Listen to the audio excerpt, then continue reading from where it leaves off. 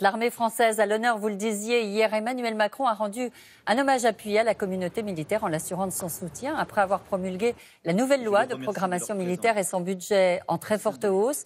Un soutien un an après le limogeage de l'ex-chef d'état-major Pierre de Villiers.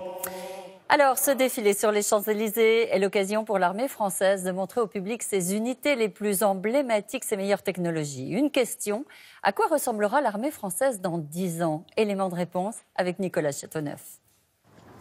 Dans 15 ans, comment ces soldats feront-ils la guerre? Avec quels équipements?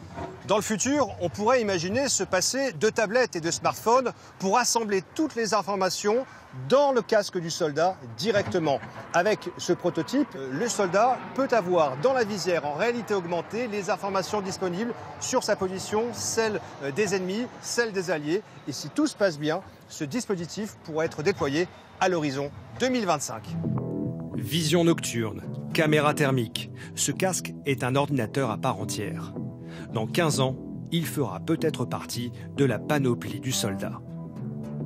Quand la Direction générale de l'armement imagine l'armée du futur, il y a des drones partout, sur terre et dans les airs. Pour protéger les soldats, repérer les ennemis, les obstacles, le tout en 3 dimensions.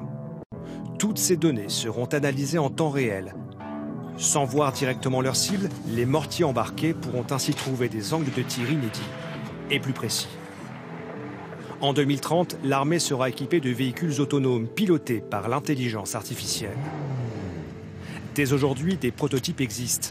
Cette voiture robot, par exemple, est capable d'apporter toute seule du matériel aux soldats ou d'évacuer des blessés.